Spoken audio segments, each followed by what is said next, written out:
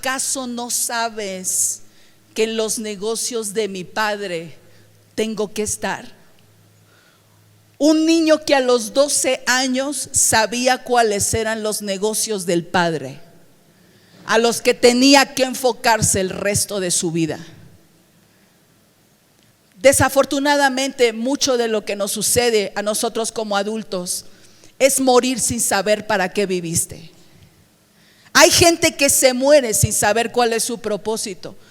Hay palabras que Dios nos da y no sabemos cómo ejecutarlas porque no hubo alguien que nos guiara. Pero la palabra aquí, el mensaje aquí, la enseñanza aquí es tan grande y es tan profundo que nosotros nos recuerda que Dios no es un Dios accidentado para decirnos cuáles son sus planes y cuáles son sus propósitos. Que no hay diferencia de edad entre un niño de 12 años y un adulto para descubrir cuáles son los negocios del Padre en el que nos tenemos que enfocar. Jesús dijo: ¿cómo no sabes? ¿Por qué te angustias? ¿Por qué me andas buscando? ¿Que acaso tú como mi madre, mi padre no saben que en los negocios de mi Padre tengo que estar? Así es que Jesús tuvo que avanzar en el cumplimiento de la palabra, en el cumplimiento de lo que Dios había dicho desde que tenía 12 años, porque no le importó si habían seguidores, si había quien lo entendía, si tenía los amigos, si tenía las condiciones correctas. A los 12 años dijo: en estos negocios tengo que estar. ¿Cuántos de nosotros esperamos las condiciones correctas para ponernos a trabajar en los negocios del Padre? 12 años y dijo: aquí me puso el Señor. No esperes, iglesia, que los demás sepan quién eres si no lo sabes tú. Aún no esperes que tu padre y tu madre se hagan responsables de venir a explicarte quién eres si no lo sabes tú. ¿Me sigue hasta aquí? Entonces quiero que pienses en esto. Jesús tenía 12 años y ya sabía quién era. Se posiciona en el templo, en el lugar donde se enseñaba, donde se debatía la ley, donde los sabios hablaban, no solo como alguien que escuchaba, sino que hacía las preguntas correctas. No solo como alguien que escuchaba y hacía las preguntas correctas, sino que hablaba con sabiduría y con profundidad. Jesús no estaba ahí solamente para aprender, sino también para dar. Estaba en un ejercicio de la asignación que él ya tenía. ¿Me sigue hasta aquí? Él ya lo aportaba, pero él no esperaba ser reconocido todavía como Mesías. Sin embargo, ya actuaba.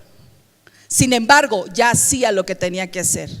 Sin embargo, ya vivía en el propósito que tenía que vivir antes de que ese propósito fuera reconocido o visible a los ojos de los demás. Sabe, a veces esperamos que las condiciones sean tan las correctas que esperamos que los otros nos digan lo que somos, que los demás afirmen lo que el cielo ya te ha dicho que eres tú. Jesús ya estaba actuando, haciendo lo que tenía que hacer, sin importar si era entendido, reconocido o visible, aún para sus padres, para sus amigos, para sus seguidores o para los maestros de la ley. Él estaba haciendo lo que tenía que hacer. ¿Sabe qué significa eso? Vivir en una grandeza de fe.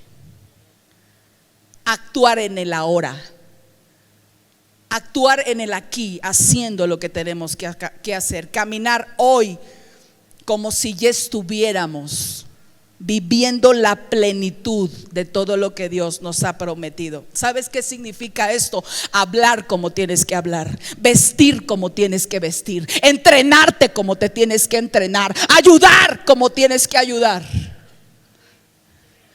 Caminar todos los días diciendo: Señor, si tú esto me has dicho que soy, entonces no tenemos otra cosa que hablar aquí. Yo tengo que prepararme para avanzar todos los días en ser lo que tú has dicho que yo soy, y en hacer lo que tú has dicho que puedo hacer, y en tener lo que tú has dicho que puedo tener. Esas son las sociedades con Dios que tienen impacto en lo natural y en lo espiritual, iglesia. A veces creemos que a Dios lo impresionamos con nuestra conmiseración, con nuestra lástima, porque venimos de situaciones difíciles. Pero Dios realmente de lo que se impresiona es de un hombre y una mujer que dice: yo vengo a hacer sociedad contigo, porque lo que tú dijiste que vas a hacer conmigo, eso es lo que vas a hacer. Porque aunque yo a veces me vea incapaz de hacer una cosa, yo sé que eso lo voy a poder hacer. Y aunque yo crea que no lo voy a tener, yo sé que lo voy a tener. Entonces yo pienso como debo de pensar, hablo como debo de hablar y tomo las decisiones que debo de tomar, encaminado todos los días con una fe que crece y que me hace reconocer que todos los días tú estás operando en el cumplimiento del propósito de mi vida. ¿Sabe? Me acuerdo de la historia de la mujer del flujo de sangre. Dice la escritura que tenía 12 años, ¿se acuerda? 12 años esta mujer. Gastó todo lo que tenía. Ya no tenía opciones sino ir delante del maestro. Y dice la escritura que tomó el borde de su manto y al instante algo sucedió. Cuando estaba preparando este mensaje, recordé esa parte de esta historia de la mujer del flujo de sangre. ¿Sabe por qué? Porque a veces creemos que un ejercicio de fe es ver el milagro solamente en un instante. ¿Sabe por qué? Porque muchas veces esperamos el cumplimiento del propósito, el cumplimiento de la palabra en un acto extraordinario. Y Dios quiere hacer milagros contigo todos los días. No quiere ser la última opción.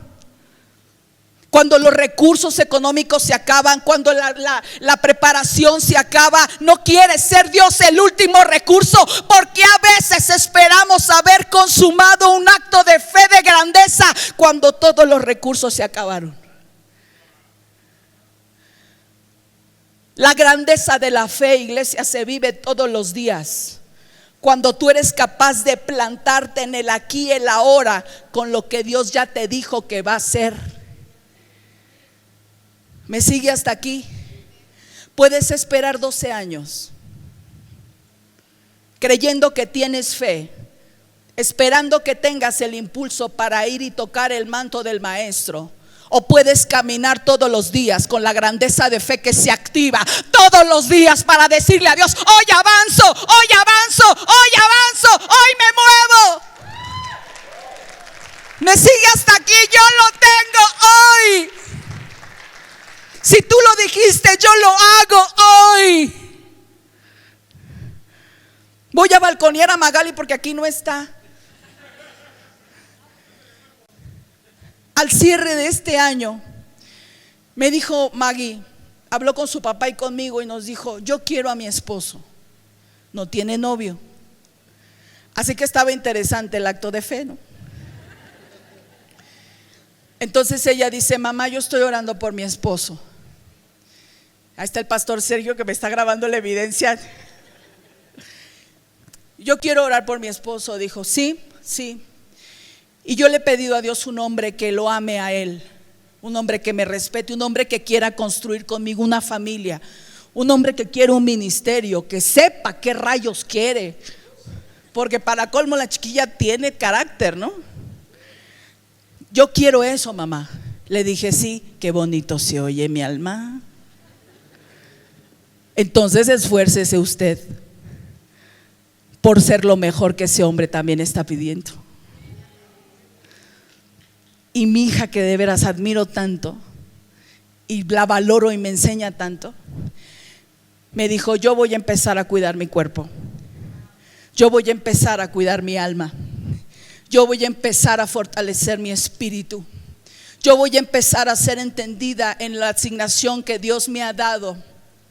No por hacer algo para merecerme lo que Dios ya me dio, porque sé que el esposo Dios ya me lo tiene, pero sí para decirle a Dios: quiero delante de ti venir con la legalidad del cielo y decirte: estoy lista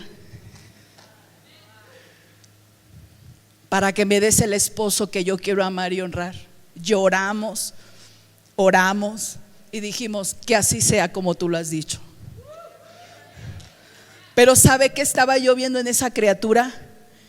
Yo hoy voy a activar lo que Dios ya me dio. Y es no solamente un esposo, sino es un padre para mis hijos. Y lo pongo como ejemplo porque a veces estas cosas que parecen tan sencillas y parecieran incluso insignificantes, forman parte de un caminar en fe que muestra la verdadera grandeza. Porque es sencillo, te decía, como la mujer del flujo de sangre, decir: ay Dios, tú tienes el poder, puedes cambiar la historia en un minuto, por favor, no puedes hacer algo. Pero créeme que Dios va a estar más interesado en activar esa fe todos los días, en llevarte en medio de los procesos a ser la persona preparada que recibe en el ahora lo que Él ya tiene designado para ti. ¿Me sigue hasta aquí? Pero hacemos una cosa y la dejamos de hacer. Hacemos una cosa y la dejamos de hacer. Y Dios dice: ¿en qué momento le suelto? Necesitamos tener como Jesús la actitud correcta para tomar las acciones correctas que desaten lo que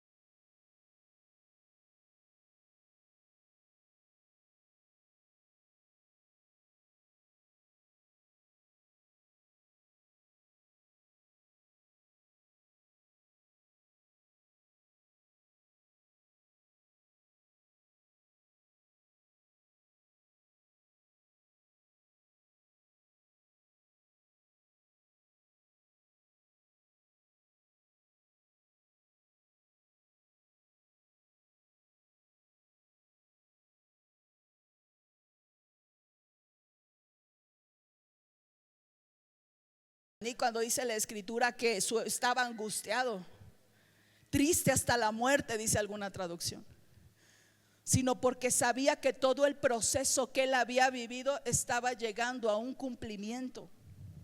Él cargó con la cruz desde antes de cargar con la cruz.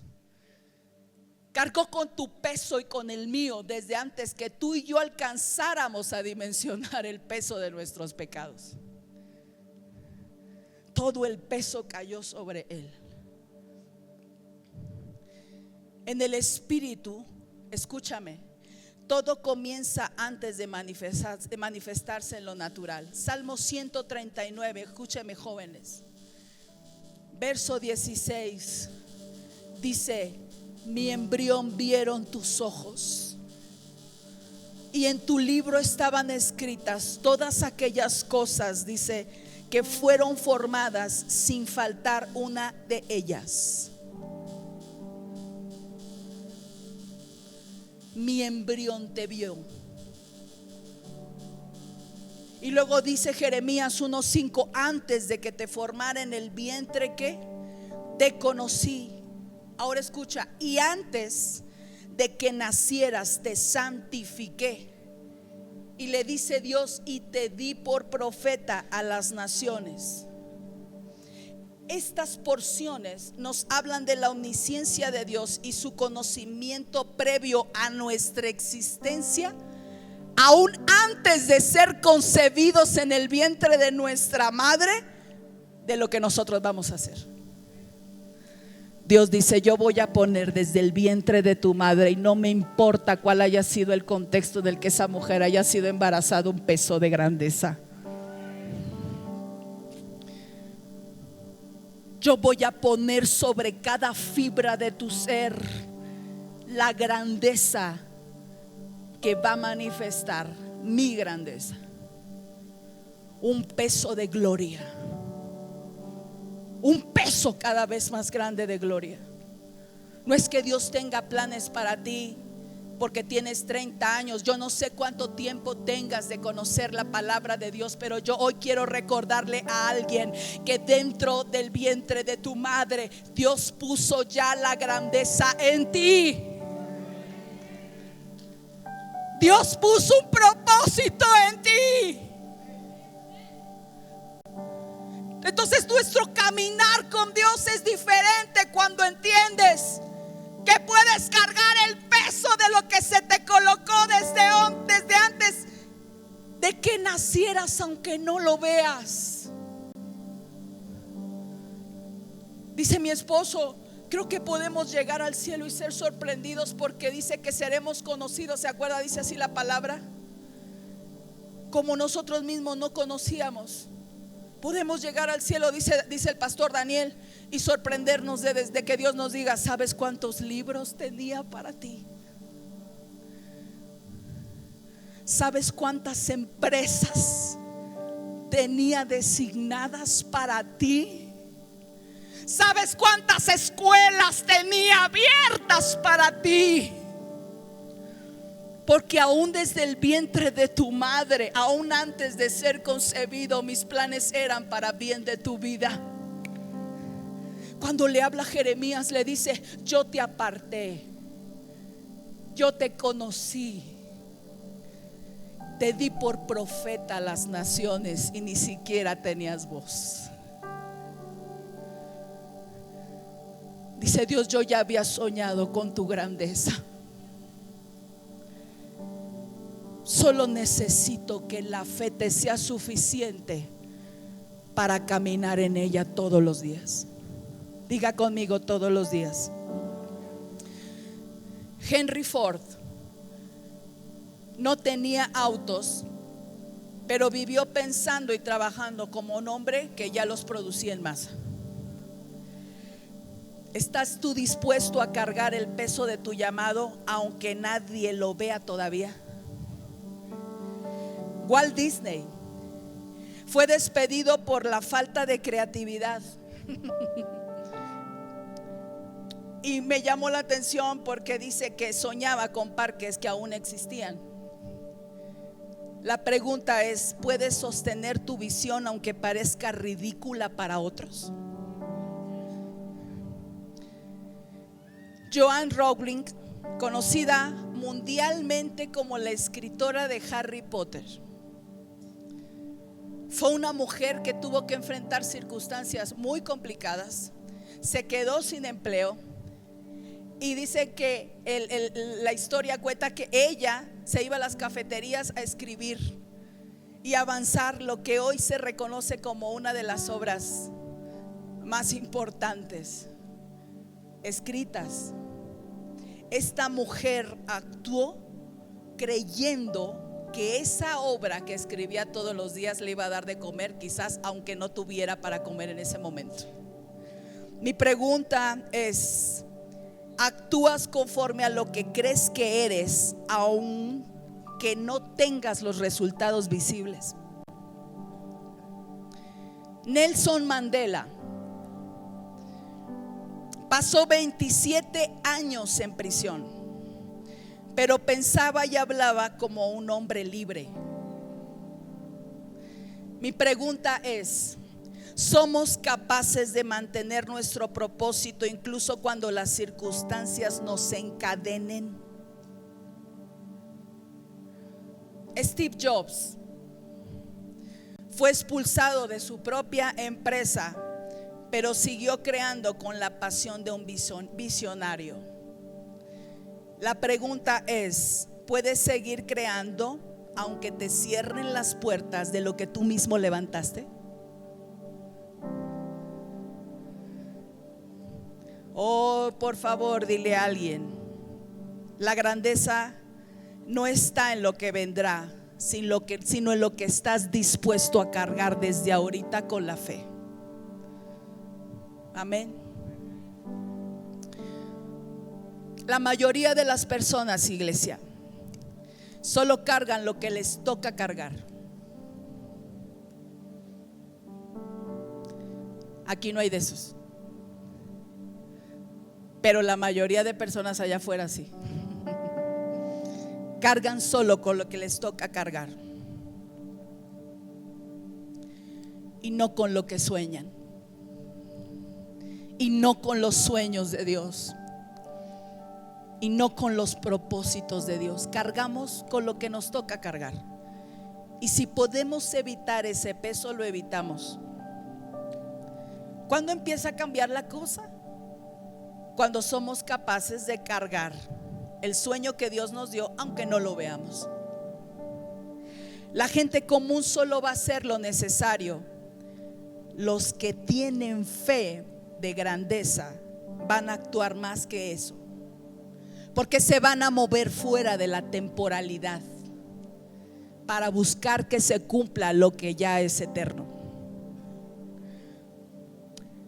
El reino espiritual, escúchenme, no es para gente cómoda. El reino espiritual es para valientes, que estamos dispuestos a echarnos un tiro con quien nos tengamos que echar, por tal de que los sueños de Dios se cumplan sin importar cuál es el peso. Dele un aplauso grande a Dios, porque si es para Él, Él se lo merece.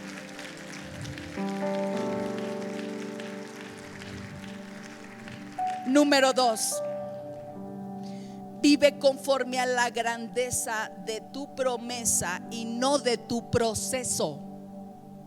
Otra vez, vive conforme a la grandeza de tu promesa y no de tu proceso. Mateo 14, 28 al 31 nos da una imagen que nos aporta muchísima enseñanza. Pedro camina sobre el agua, ¿se acuerdan? Mientras su mirada estaba en Jesús, pero cuando duda, empieza a dudar, se empieza a hundir. Tú no puedes vivir conforme a la grandeza de tu promesa si solamente te basas en los obstáculos del proceso. Ahora te voy a decir una cosa importante: la fe no niega la realidad, Una persona con fe, con grandeza de fe, no niega la realidad. A mí no me vas a hacer que yo me idealice con algo que no es. La verdad es que la situación está difícil, la situación se ha ido complicando. La cuestión es: Jesús vivió su propia realidad con los papás. ¿Están de acuerdo? La fe no lo va a negar. Va a decir: ay no, yo voy a ser como que soy una mujer riquísima, una mujer próspera, y me voy a vestir por fe, la grandeza de fe con eso, y voy a actuar y voy a... No, la fe no niega la realidad, pero no se somete a ella. La grandeza de la fe no niega la realidad, pero no se somete a esa realidad, porque si no, no fuera fe. La fe siempre te va a hacer ver las cosas que no son como si fueran. La fe te va a hacer ver más allá del problema. Cuando la vida te tiembla, cuando las situaciones se mueven, la fe te va a mantener firme, porque va a ser el ancla que tú necesitas. Yo no sé qué está pasando aquí, pero aquí me sostengo. Yo no sé allá qué sucede, pero yo aquí me sostengo. Yo no sé qué sucedió, que ayer, que mañana, que el otro, pero yo aquí me sostengo. Porque la fe te da la estabilidad de saber que aunque las cosas sucedieran de forma contraria a lo que tú lo esperas, la fe la sostiene. Una persona con grandeza de fe entonces no niega la realidad, pero no se sujeta a ella. Establece lo que tiene que establecer. Dice: no, tú no vas a venir a marcar mi condición de vida. Puede ser que no sea la mujer más hermosa, la mujer más inteligente, el hombre más pleno, el hombre más trabajador, el hombre, pero no significa que soy lo peor. Puede ser que en este momento yo no tenga la plenitud financiera que espero, la empresa que se me fue prometida, pero eso no significa que eso no viene ya. Porque una situación, algo circunstancial en medio de tu proceso no puede definir ni quién eres ni quién es Dios. Escúcheme, como iglesias podemos estar llenas de gente que cree en Dios, pero necesitamos estar llenas de gente que le cree a Dios justo en medio del proceso, tanto como para establecer lo que Dios ha dicho por encima de toda circunstancia. Dice 2 de Corintios 5:7: porque por fe andamos y no por vista. Abraham esperó años por un hijo. ¿Quién fue el hijo? Isaac. Dios prometió a Abraham que tendría un hijo cuando tenía 75 años. Génesis capítulo 12 versículo 4. Pero Isaac nace cuando Abraham tenía 100. Génesis capítulo 21 versículo 5. Esperó alrededor de 25 años, familia. José esperó años en la cárcel antes de ver el cumplimiento del sueño. Josué fue vendido por los hermanos cuando tenía 17 años. Génesis capítulo 37, 2. Y fue nombrado gobernador de Egipto a los 30. Génesis 41, 46. Durante este tiempo pasó varios años como esclavo. ¿Se acuerdan? Y la historia de José a mí me encanta. Espero algún día poder compartir ese mensaje, porque pueden matarte el sueño, pero no al soñador.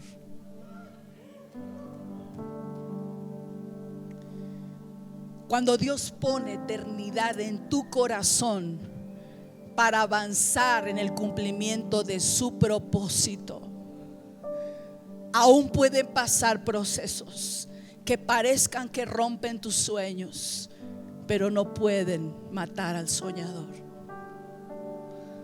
José tuvo que pasar por lo menos 13 años desde que se le fue dicho a través de los sueños lo que él haría hasta que llega a ser gobernador de Egipto. ¿Sabe por qué? Porque vivió conforme a la grandeza de su promesa y no conforme al propósito, al proceso. David fue rey fiel desde que era pastor de ovejas. Ya traía el trazo de reinado. Mató a Goliat porque primero mató sin espectadores al oso y al león. Los procesos te van a encaminar al cumplimiento de la promesa que Dios tiene para ti, si eres capaz de establecer la grandeza de la fe y ver por encima del proceso. ¿Quién más, pastora? Noé construyó el arca sin ver lluvia, mijo. ¿Y quién más? Pues ¿de quién crees? Jesús a los 12 años actuaba como el maestro que sería a los 30. Cargaba con el peso, cargaba con la visión. Juan 20, 29 dice: bienaventurados los que vieron y creyeron. Los que no vieron y creyeron. ¿Cómo dice? ¿Los que vieron o los que no vieron? No, pues hay que ver para creer, que no. No dice así. ¿Cómo dice? Bienaventurados, doblemente bendecidos los que sin ver fueron capaces de creer. Estos ¿Cuántos más ejemplos encontramos en la Escritura? Dile a alguien: vive conforme a la grandeza de tu promesa y valora tu proceso, pero no dejes que se imponga lo que tú tienes que hacer de acuerdo a lo que Dios ha dicho. Y tres y última clave: no menosprecies los pequeños grandes comienzos. En el reino, la grandeza no suele venir en el empaque que muchos esperan. Es grande. Mira, Jesús nació en un pesebre.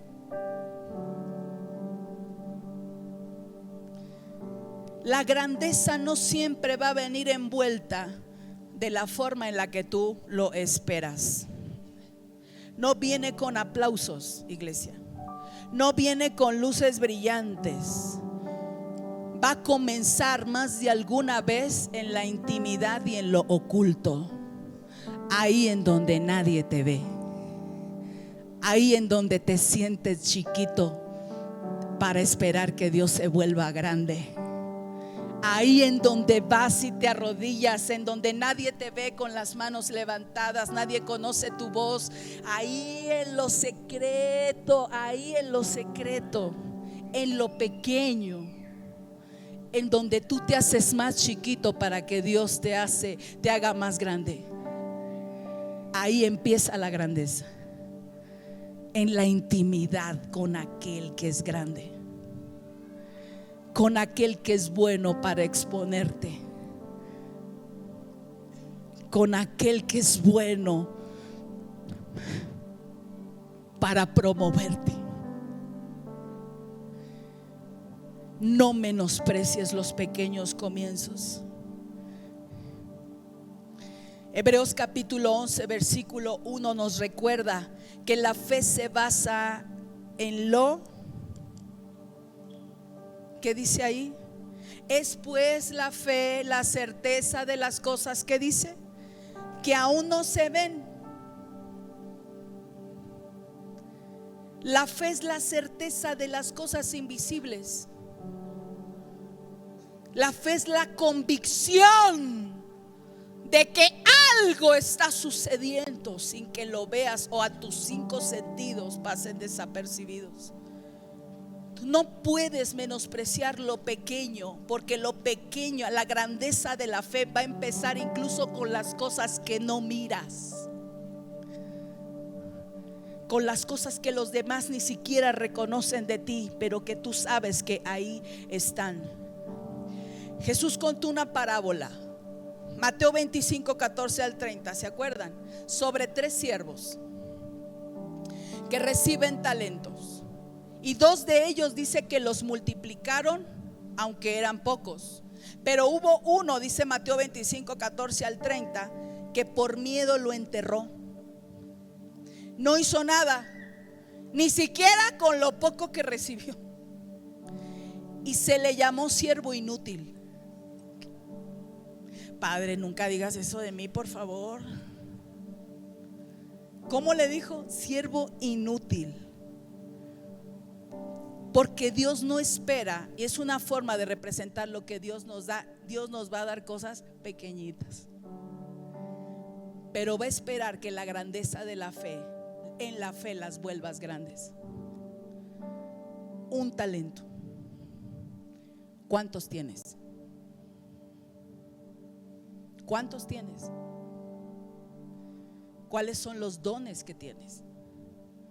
¿Cuáles son los talentos que tienes? ¿Cuáles son las aptitudes que desde chico tuviste? ¿A dónde están? Dile a alguien: hermano, no menosprecies lo que Dios ya te dio, aunque te parezca pequeñito. Porque Dios quiere que ejerzas la grandeza de tu fe. Ahora quiero decirles algo desde mi corazón como pastora. No importa que cantes feo igual que yo. No importa que quizás tengas un grupo pequeño, una hoguera y tengas 3 miembros. No lo menosprecies. No importa que a una sola persona le compartas el evangelio y digas: ¡ay, yo me siento tan feliz porque en un año una persona conoció a través de mi boca lo que Jesús hizo! No lo menosprecies. No menosprecies el venir a esta casa y levantar un papelito que ves ahí mal puesto. Hazlo, y hazlo con gusto.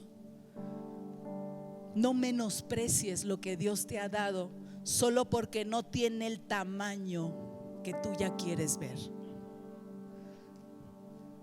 porque Dios es experto en hacer que ejercites la grandeza de tu fe y te des cuenta y seas testigo de cómo eso pequeño también crece.